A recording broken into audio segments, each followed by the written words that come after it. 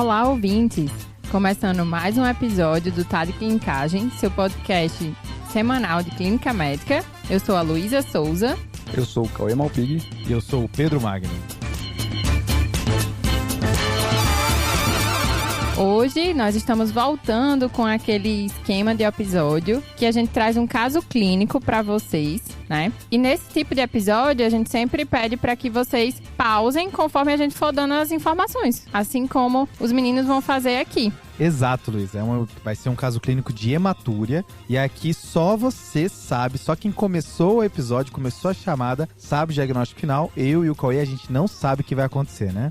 Isso aí. E voltando o caso clínico fazia tempo que não tinha, né, Pedrão? Acho Exato. Que tava na hora de ter um caso novo, né? E você sabe que eu e você, Cauê, a gente gosta de um sangramento, né? Porque a gente já fez hemorragia digestiva alta, já fez coagulopatia. Então já tem uns sangramentos aí. Episódios bons, viu? Falta um hemoptisezinho, tá? Só isso que vai eu te vir falo. Depois, né? Vai Ficou vir. até na dúvida se era hematúria, hemoptise, mas precisava ser hematúria agora, eu acho mesmo, viu? Bora. Eu já tenho um outro de hemoptise, então na manga, hein? Então Show de pronto, bola. então tá Fechou. resolvido. Já tá engatilhado o próximo. E aí, como a Luísa falou, esse episódio ela vai entregando as alíquotas, algumas informações, eu e o Cauê discutimos, e aí a gente incentiva você que tá ouvindo, pensar o que você faria, qual exame você pediria, ou até mesmo o que você falaria se estivesse aqui gravando com a gente. Então, vamos lá. Bora.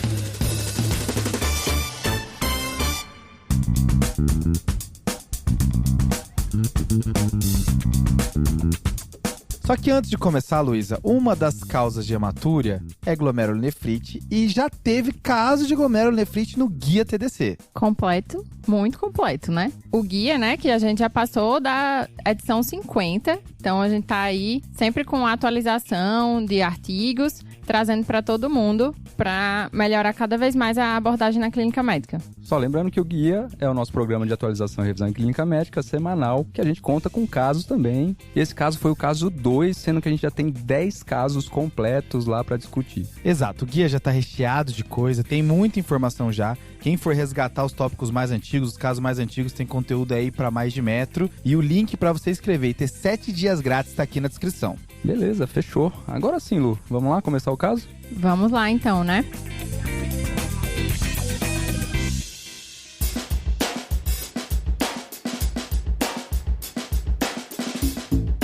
A gente tem uma paciente do sexo feminino, de 19 anos, estudante, natural e procedente aqui de São Paulo. Ela vem no pronto-socorro com um quadro de hematúria há 3 meses, por vezes com coágulos não relacionados ao período menstrual. Ela procurou atendimento porque, além da hematúria, estava com uma astenia intensa.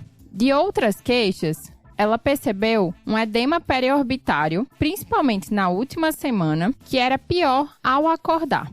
Essa paciente negou febre, negou perda ponderal, negou artralgia e outros sintomas. De antecedentes, ela não tinha tido nenhuma internação prévia, nem realizado cirurgia ou procedimento invasivo recente. Não tinha alergias, negava o uso contínuo de medicação, mas tinha um traço falcêmico, que ela descobriu porque a mãe já sabia também que tinha esse traço falcêmico. O pai e o irmão eram ígidos e ela não tinha nenhum vício. Negou o uso de drogas, negou tabagismo e etilismo. No exame físico da admissão, ela estava em bom estado geral, descorada, 2 cruzes em 4, hidratada, nictérica, cianótica, sem outras alterações, tanto no exame cardiovascular quanto pulmonar. O abdômen dela era plano, indolor à palpação, sem massas palpáveis, e ela não apresentava edema de membros inferiores. Aí eu pergunto para vocês, né? Depois dessa história clínica inicial, desse exame físico, o que vocês já pensam? Quais exames vocês querem pedir? Cauê, esse edema periorbital aqui, ele já gosta de pegar no contraponto, né? Desde a aula de semiologia, a gente remete edema periorbital com síndrome nefrótica, quadro de anasarca. Então já deu um incômodozinho aqui. E a loucura é imaginar que o paciente de tanta hematúria parece ter evoluído para um quadro de anemia, né? Tá com acenia, tá com descorada, né? A primeira impressão que passou é essa, né, Pedrão? Então o sangramento, a hematúria dela é tão importante que tem coágulo e possivelmente vai ter uma anemia grave aí, né? A gente vai pedir pelos exames depois para saber. Bom, então a gente tem uma mulher de 19 anos, né, previamente rígida, e que tá com uma hematúria macroscópica há 3 meses, né, Pedrão? Exato, Cauê. Eu acho que vale então nesse começo do episódio até fazer uma distinção entre essa questão de hematúria microscópica e hematúria macroscópica, né? Uhum. Acho que o conceito pode ser até meio óbvio, né? A hematúria microscópica eu não enxergo, mas eu peço um exame de urina e apresenta o exame de urina alterado. Uhum. E a hematúria macroscópica é aquela que eu consigo enxergar, né? Só que a hematúria macroscópica, que é o cenário que a gente tá agora, tem uma pegadinha. Porque nem toda urina escurecida, nem toda urina que parece sangue é hematúria de verdade, sabe? Então a gente precisa primeiro distinguir se isso é uma hematúria mesmo ou se isso não é. Quando a gente pensa em hematúria, né, Pedrão, a gente vai pensar naquela urina mais violácea, às vezes rosas, ou até vermelha mesmo, né, dependendo do grau de sangramento. Lembrar que aí qualquer gotinha de sangue na urina pode pintar ela, né? E quando a gente tem uma hematúria macro, lógico, quando a gente tá vendo sangue puro ou coágulo, fica um pouco óbvio que isso é sim uma hematúria, mas quando a gente tem só essa alteração de coloração, é importante a gente confirmar o diagnóstico de hematúria com o exame, né, e aqui principalmente uma urina 1. E aqui, com o resultado do exame de urina, né? Seja urina 1, seja EQU, EAS, rotina de urina. Os vários nomes. Exato, Lu. Então, independente de onde você estiver ouvindo esse episódio, é o exame de urina. Ali eu tenho 2 parâmetros para falar sobre sangue na urina, tá? Então vamos lá, quais são esses 2, Pedrão? O primeiro é a presença de hemácias, a contagem de hemácias. Uhum. E o segundo é o dipstick avaliando cruzes de hemoglobina. Certo, que a contagem de hemácia aqui, a gente está falando de presença de hemácia na microscopia, né? Então a gente basicamente vai olhar no microscópio e vai ver quantas hemácias tem naquele campo que a gente está vendo. Isso, que aí no resultado do exame pode vir hemácias por campo ou células por ml, né? E aqui a gente fala que tem hematúria mesmo, baseado no campo do microscópio, e a gente fala que a hematúria é quando tem maior ou igual a 3 hemácias por campo, tá? Beleza. E o outro é o dipstick de hemoglobina, né? Uhum. Que aí, pô, vou avaliar e vai vir cruzes. 1, 2, 3 cruzes. Aí você consegue avaliar que também tem presença de sangramento. Que normalmente vem como sangue positivo, né, Pedrão? Exato. E aí pode vir essas cruzes. E aqui, Cauê, eu posso ter uma urina que aparenta estar avermelhada e eu ter 3 cenários diferentes. Certo. A primeira é os 2 exames positivos. Tanto hemácia quanto as cruzes de sangue positivo, tá? Que aqui é o que a gente vai ter quando a gente realmente tem hematúria, né? Exato. Só que eu também posso ter só as cruzes de sangue positiva. E aí, quando eu vou olhar o número de hemácias, não tá elevado. Tá. E eu posso ter a urina avermelhada e os 2 exames normais, sem nenhum sinal de sangue que ter passado por lá. Certo. Que aqui o que pega a gente mais é essas 2 situações, né? Então, quando eu tenho sangue positivo com hemácia negativo, Pedrão, o que a gente tem que pensar? Aqui, Cauê, então eu não tô enxergando hemácias na visualização por campo, mas existe um pigmento na hora do dipstick. Então, a hemoglobina se ligou ali, ou existe um outro pigmento que pode se ligar também, que é a mioglobina, tá? Então, se a gente pensar primeiro na hemoglobina, eu vou ter hemoglobina, mas não vou ter hemácia quando eu tô pensando em hemácia destruída, certo? Certo. Então, seja ela destruída dentro do sangue, então, por exemplo, pacientes que têm uma anemia hemolítica, pode urinar essa hemácia destruída e eu só detectar a hemoglobina. Mas eu também posso ter hemólise depois da urina coletada. Seja urinas que são muito diluídas, Sim. ou a urina que ficou muito tempo parada, demorou para ser analisada, as hemácias também podem aos poucos se destruírem. A famosa marinada aqui, né? Exato, exato. Eu não tinha pensado desse jeito, mas pode ser também. Então, aqui, tanto a amostra que demora para ser analisada também pode ter hemólise, e aí eu só vejo sangue e não vejo hemácia. Esse é um dos cenários que vale a pena repetir o exame de urina para ver se uma análise sendo feita mais rápida ainda mantém esse padrão ou não. E aí o outro pigmento, então, Pedrão, é a mioglobina, né? Que a gente vai ter em casos de radomiólise. Então, na avaliação dessas urinas que vem positivo e negativo, a CPK e o histórico do paciente em termos muscular também vai ser importante para a gente diferenciar. Aqui a mioglobina, ela tende a dar uma urina de uma coloração mais amarronzada, o pessoal fala, né? Mas visualmente falando, é difícil de diferenciar essas situações. Seja hemoglobinúria, seja sangue ou seja mioglobinúria também, tá? Então, relembrando, aqui é um cenário onde vem cruzes de sangue positivo, mas quando você vai olhar o número de hemácias não está elevado, tem que pensar que tem algum pigmento solto aí. Isso. Aí agora a gente vai para o outro cenário, que é o paciente tem uma urina avermelhada, amarronzada, mas vem sangue negativo e vem sem hemácias no campo. Aqui, Cauê, dá pra gente pensar em 3 coisas aqui, tá? A primeira, existe uma doença que é famosa por fazer isso, que é a porfiria, tá? Sim. Que sempre quando entra no diagnóstico diferencial, alguém já tá abrindo o UpToDate na hora pra relembrar essa doença. Exatamente, já meio mais rara, né? Segundo é medicação, então o pirídium pode fazer isso, rifampicina pode fazer isso, hidroxcobalamina, a vitamina B12 pode fazer isso também. Olha Beleza. só. E por último, a beterraba pode fazer uma urina escurecida, né? A beterraba que ela já é famosa por fazer fezes, às vezes tom diferente, né? Quem nunca já comeu uma quantidade grande de beterraba no almoço e no final do dia tava, putz, talvez uma colonoscopia vale a pena, né? Só eu, então?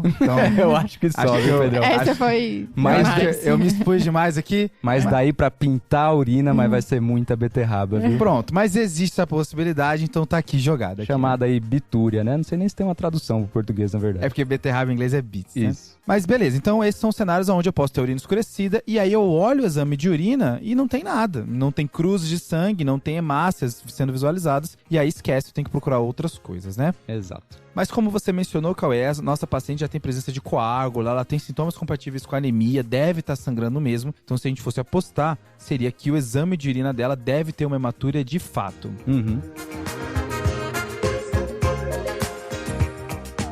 Vocês falaram tanto aí, né, da urina 1, que agora eu vou ter que apresentar pra vocês a urina 1 da nossa paciente pra confirmar se realmente ela tem uma hematúria. Vamos ver, Lu. Ansiosos? Nós temos no exame de urina 1, sangue, 3 cruzes, proteína, 2 cruzes, 12 mil leucócitos e mais de 1 milhão de hemácias. Os outros componentes estavam normais. O que chamava bastante atenção era realmente essa quantidade de hemácias acima de 1 milhão. Certo, Lu. Então, assim, confirmado realmente a hematúria pro nosso paciente, né? A característica da urina já dava essa dica já, né? Mas, ó, agora a gente vai pra abordagem do paciente com hematúria. Aqui, basicamente, eu tô juntando a hematúria macro junto com a hematúria micro. Ótimo. O nosso objetivo agora, Cauê, vai ser entregar pro ouvinte uma maneira organizada de avaliar hematúria, né? Exatamente. Então, o que a gente faz primeiro, o que a gente pergunta, e aí depois a gente faz um contraponto com o nosso paciente. Isso aí. E aí, a primeira coisa que a gente tem que fazer quando a gente tá diante de uma hematúria confirmada, Seja macroscópica, seja microscópica, né? Que agora vai juntar tudo. meio que junta tudo mesmo, a gente vai procurar as causas mais prevalentes que geram hematúria, tá?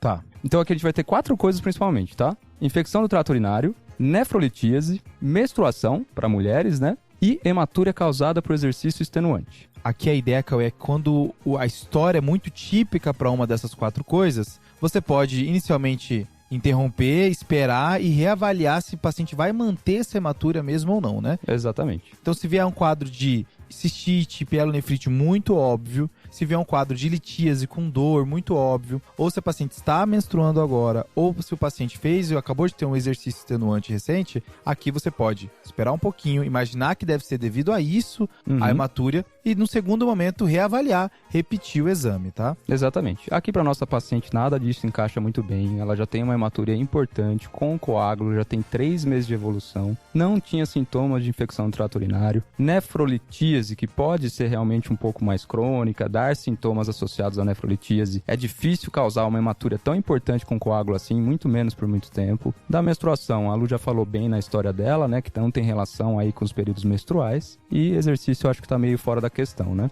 Acho que vale só, então, a ressalva que se a gente estivesse imaginando que seria alguma dessas coisas, teria que repetir. Aí, alguns locais colocam pra você repetir ou após o término da menstruação ou depois de 6 semanas sem exercício físico ou após o quadro de infecção. Lembrando que às vezes tem muito quadro de nefrite que parece um quadro infeccioso no começo, mas depois o paciente mantém a hematúria e deve ser algo a mais, né? E aí, já que você falou de nefrite, Pedrão, a gente vai pro próximo passo, que são 2 cuidados que a gente tem que tomar no paciente com hematúria, tá? De cara, né? Primeiro, a gente tem que pedir uma função renal, porque se esse paciente tiver alteração da creatinina, ureia, a gente vai ter que fazer uma investigação de urgência. Beleza. E segundo, é que se o paciente tem coágulo, a gente tem que pensar em passar uma sonda vesical de 3 vias para esse paciente para irrigar. Qual que é o motivo dessa irrigação? Fazer uma diluição desse coágulo para não deixar o paciente obstruir. Coágulo que fica solto na bexiga, principalmente em sangramento de grande volume, pode fazer obstrução e, por consequente, fazer piora da função renal, pós-renal e por aí vai. Então a gente falou de 4 situações que dá pra pensar em ficar mais tranquilo e repetir o exame de urina depois.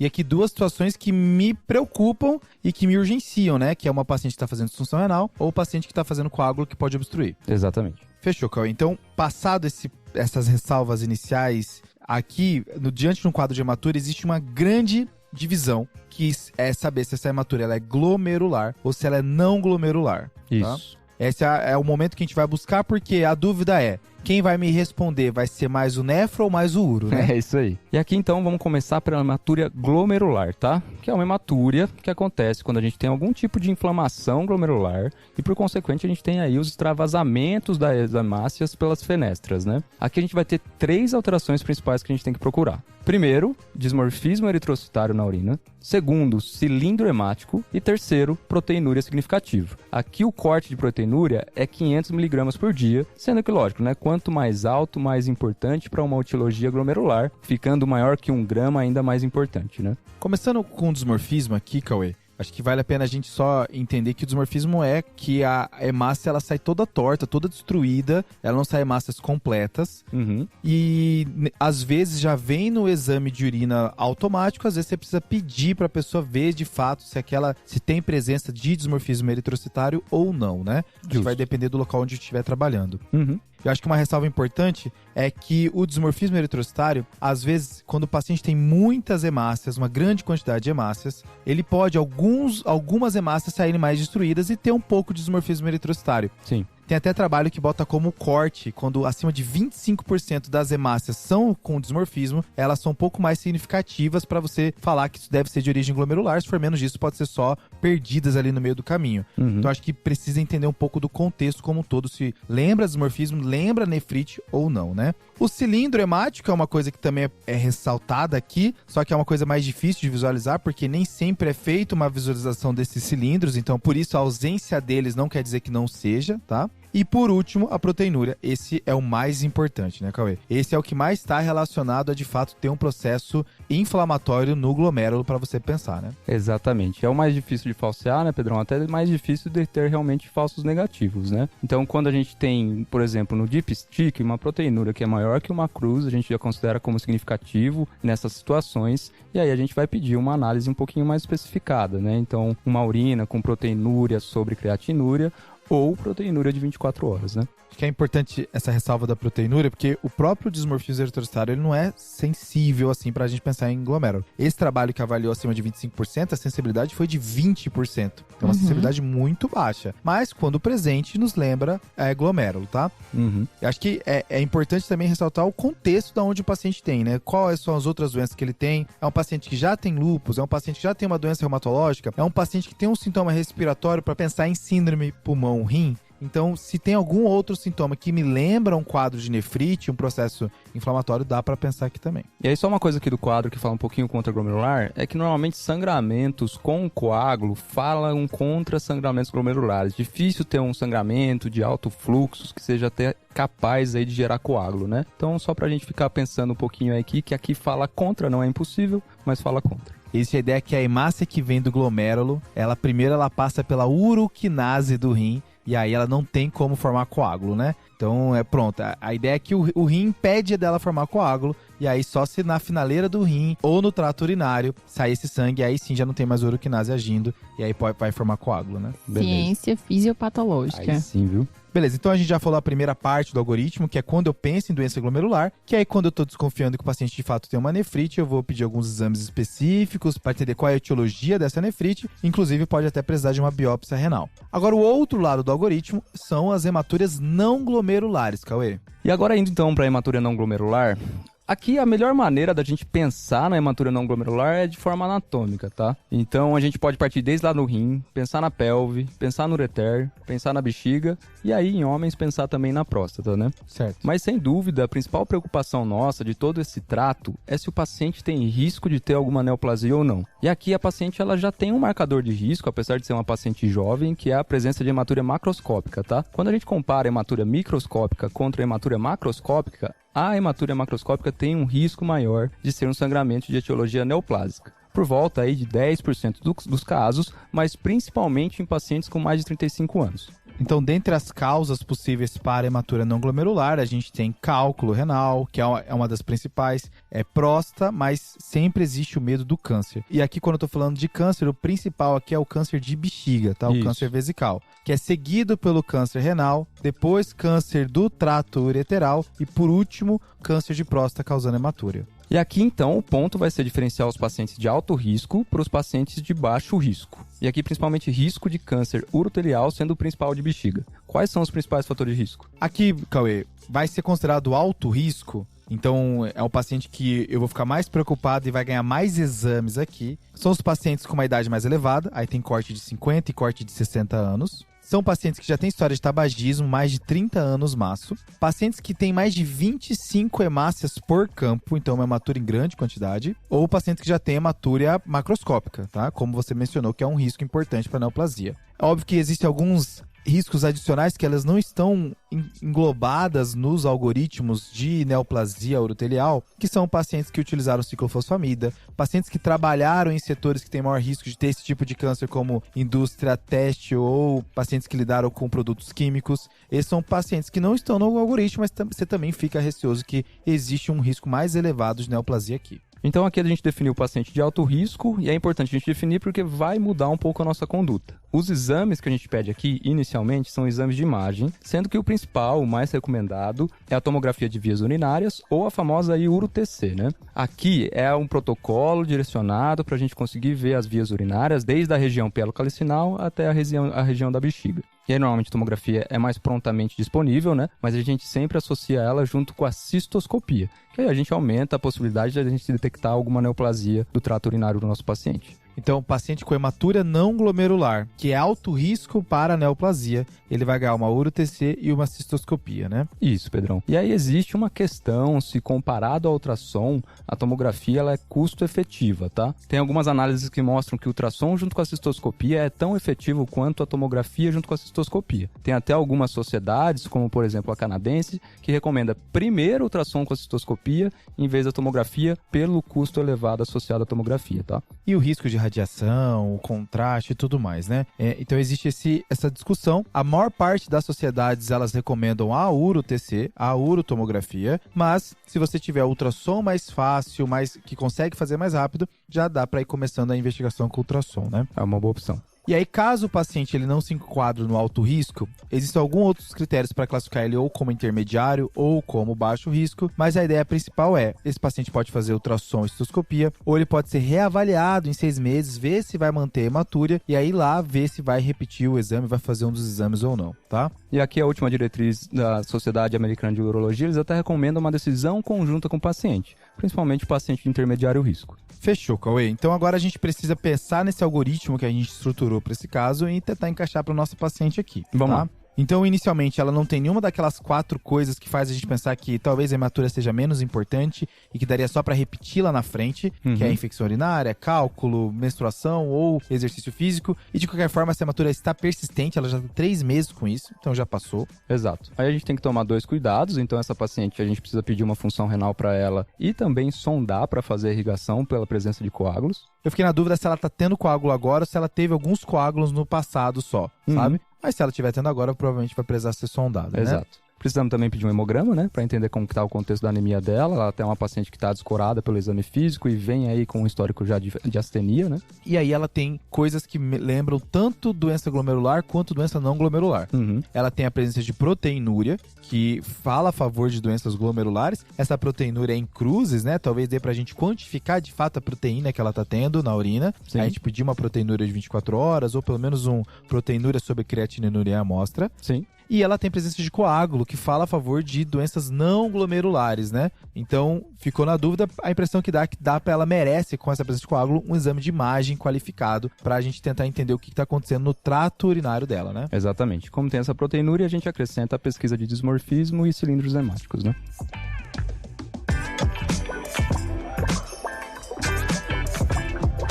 Então, né, depois de toda essa abordagem que vocês fizeram de uma paciente com hematúria, vou entregar para vocês esses primeiros exames. Chamava realmente a atenção a astenia dela, tanto que a gente teve uma hemoglobina de 4. Um hematócrito de 12,9%, com um VCM de 73 reduzido, um HCM de 25 também reduzido, leucócitos e plaquetas sem alterações. A função renal da nossa paciente estava normal, uma creatinina de 0,6 com ureia de 18, sem alteração em eletrólitos, certo? Beleza. Complementando a questão da urina, né, que vocês falaram, como ela tinha uma proteinúria no dipstick, a gente coletou uma proteinúria de 24 horas, que veio de 4,8 gramas em 24 horas, com um volume urinário adequado de 2.600 ml, sendo uma amostra correta.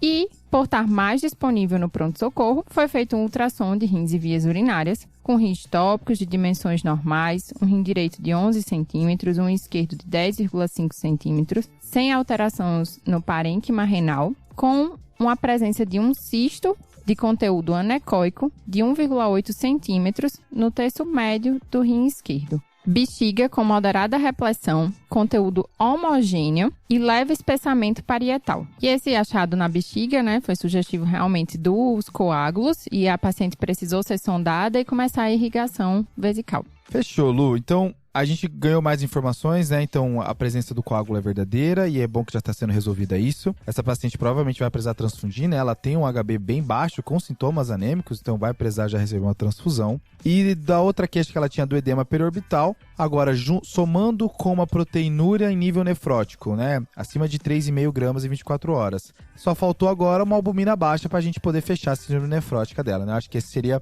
um exame que vai precisar sair daqui a pouco também. E é interessante que a gente não mencionou de um único antecedente relevante que ela tem, é o traço falcêmico, Que é uma das perguntas interessantes para se fazer diante de uma investigação de hematura sobre o que doença o pai tem, Tem mais duas doenças que vale a pena perguntar. Uma é se o familiar tem rins policísticos e a outra é se o familiar tem Alport, que é uma síndrome glomerular. E aí, somando com traço falcêmico, anemia falciforme, são perguntas que a família pode te ajudar a dar pistas, E aqui o traço falcêmico, jogando aqui no up-to-date, tentando achar causas que estão relacionadas ao traço falcêmico e hematúria, a gente consegue encontrar que tem maior chance de necrose papilar, tá? Então é uma coisa que pode acontecer. E existe um tipo de carcinoma medular renal, que tem maior chance nesses pacientes que têm anemia falciforme, tá? Então, ficou também duas possíveis causas. A questão é que nenhuma das duas bate por uma proteinúria tão intensa como a dela, Pedrão, não tem como falar que ela não tem etiologia glomerular, apesar do sangramento, Então, eu acho que a gente vai ter que investigar um pouquinho mais por causa dessa proteinúria significativa. Eu acho que a gente só tem que pensar em alguns pontos, Acho que a gente tem que realmente esperar a albumina, ver se vai fechar a síndrome nefrótica ou não. Esperava que uma paciente com 3 meses de evolução, se realmente essa proteinúria fosse sustentada, esperava um pouquinho mais de edema, Não só esse edema palpebral matinal aí dela, que parece que melhora ao longo do dia. E ver, uma coisa que eu não perguntei pra Lu, é se ela realmente continua com essa hematúria tão intensa, porque muito sangue, na urina pode falsear os nossos exames, mesmo que seja uma proteína de 24 horas. Ou seja, muito sangue pode vir com essa proteína alta, mesmo que o sangramento aí não seja glomerular, E aí também, quando a gente está frente a uma nefrite, com tanto sangramento, com uma proteinúria tão alta, já esperaria aí um acometimento da função renal também, até para fortalecer a nossa possibilidade diagnóstica de ser alguma coisa glomerular ou não. Que é a menina dela de 0,6, Cauê? Exatamente. Mas eu acho que fica aí o reforço, Mesmo que a gente pense em hematúria glomerular nesses casos, e deve sim ser investigado em conjunto, a hematúria com coágulo pode falsear algumas coisas e ainda pode ser uma hematúria não glomerular. Precisaria aí da tomografia de rins e vias, só para ter certeza que não tem nenhum ponto de sangramento maior, e esperar a cistoscopia, que é tanto diagnóstica quanto terapêutica também, E a última coisa aí é com relação a esse ultrassom, Esse ultrassom dela benigno, que não viu nenhum foco de sangramento, mas às vezes ele realmente pode não detectar. E esse cisto, que parece ser um cisto simples, imagino que não característico aí para neoplasia renal, nem nada disso, que poderia justificar uma hematúria de grande monta, Então, assim, complementando, porque realmente essa proteinúria chamou bastante atenção, a gente solicitou a albumina da paciente, que veio de 3,4, tá? Não fecha para uma síndrome nefrótica, porque precisaria da albumina abaixo de 3, mas fica a pulga atrás da orelha de ser uma alteração glomerular. A tomografia dela foi normal, ainda apenas com o cisto de aspecto simples no rim esquerdo de 2 centímetros, classificação de Bosniak tipo 1, totalmente benigno. E na cistoscopia, a bexiga não tinha nenhuma alteração. Na cistoscopia, a gente solicitou que fosse coletado o exame de urina de cada ureter para detectar se esse foco do sangramento ele era bilateral ou se tinha algum foco unilateral. Massa. E aí, na urina 1 do ureter direito, veio uma urina amarela com proteinúria de 0,2, 2.000 leucócitos, 4.000 hemácias e dismorfismo eritrocitário negativo. A culpa não tá no direito. Exatamente. Já no ureter esquerdo, eu tenho uma urina avermelhada com 10.000 leucócitos,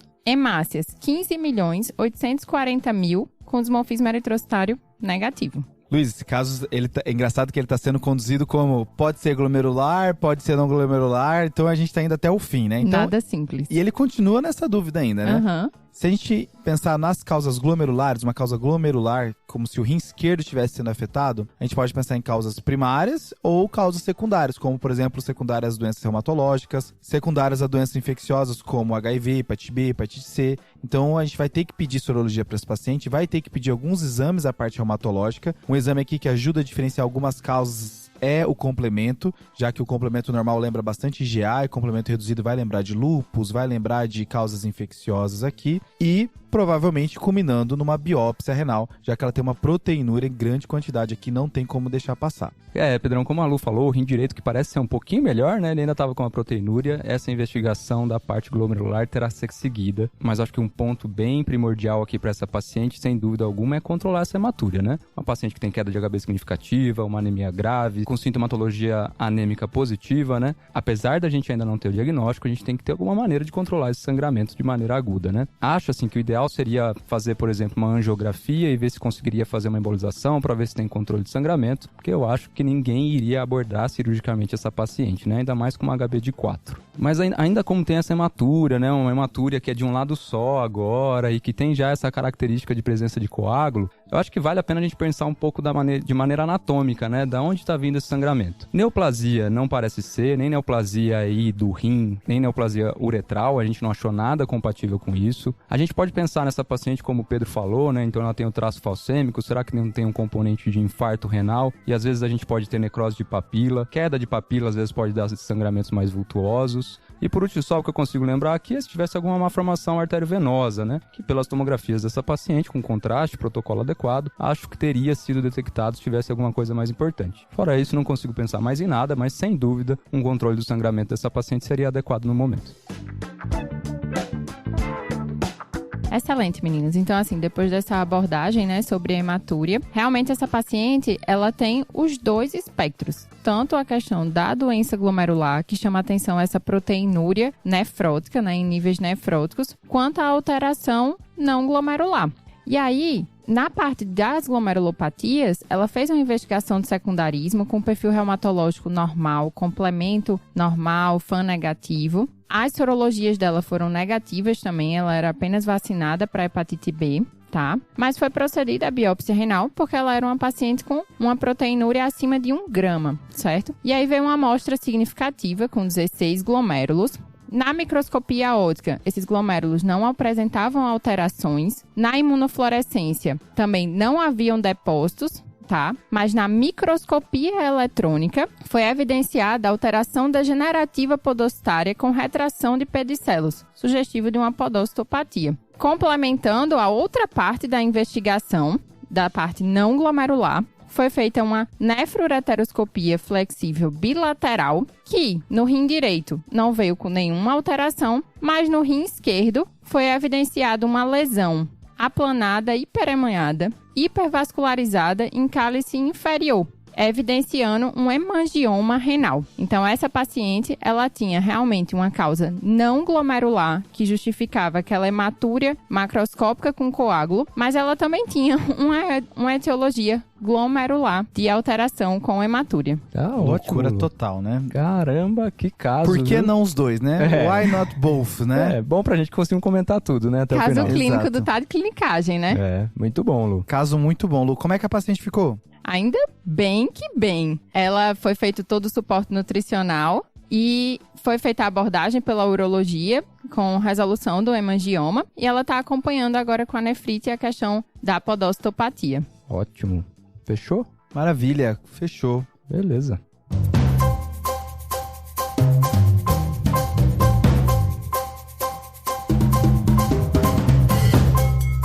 Com isso, vamos para os salves. Para quem vai ser o salve, Cauê? Então vamos lá, Pedrão. O meu salve vai pra Gabriela Nassif, tá? Ela é de Belo Horizonte, mas ela falou que foi aprovada na prova oral da Universidade de Lisboa para validação do diploma médico e agradeceu o TDC, porque ela é otorrino já há 20 anos e não lembrava muito dos temas de clínica médica. Top. E o TDC ajudou ela aí nessa caminhada. Nossa, muito legal. Primeiramente, parabéns, né, Gabriela? Parabéns. E um salve aí pra você, viu? Salve, Gabi. E E pra quem que vai ser o salve, Pedrão? O meu salve, Coê, vai pra Ana Júlia Garcia, ela que é lá de Maringá, Paraná. E ela mandou uma mensagem pra gente, falando de um caso de cefaleia que ela teve. E ela agradeceu a gente pelo nosso projeto, falou que são muito boas as reflexões, casos clínicos. Falou que quem saiu da faculdade e foi trabalhar no interior é bom pra não manter a distância de algumas coisas de medicina baseada em evidência. Então, um abraço, Ana. Abraço, Ana. Salve! E o seu salve, Lu, vai pra quem? Então, Pedrão, meu salve vai pro Arthur Queiroz Maia. Ele que deu diferentes respostas para um desafio que foi feito no episódio que eu participei, do meu último episódio de caso clínico, episódio 182, com o Dr. Paulo Lins, em que a gente perguntava por que o vampiro não gosta de sangue do paciente cirrótico, né? E aí eu vou aproveitar para responder esse desafio agora, porque existe um trial em que foi feito o uso de alho nos pacientes com síndrome hepatopulmonar. Loucura total, né? Loucura Só o Paulo total. Lins pra mandar uma dessa, né? Um abraço, um salve então pro Arthur e pro Paulo Lins. Boa, fechou. Abraço, Arthur. Abraço, Paulo. Abração. E com isso a gente encerra o nosso episódio de hoje. Lembrar de seguir a gente nas nossas redes sociais, mandar uma mensagem pra gente se ficou faltando falar algo aqui. Poxa, vocês podiam ter falado também tal coisa que pode causar hematúria, o que daria pra pensar também. Manda pra gente lá no Instagram, no e-mail, aonde você quiser nos achar. Fechou? Fechou. Valeu, Valeu, falou. Valeu, falou.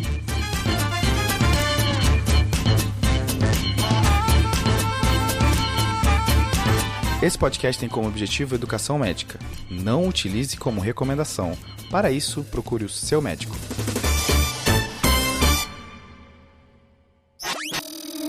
Essa é uma produção do Bicho de Goiaba.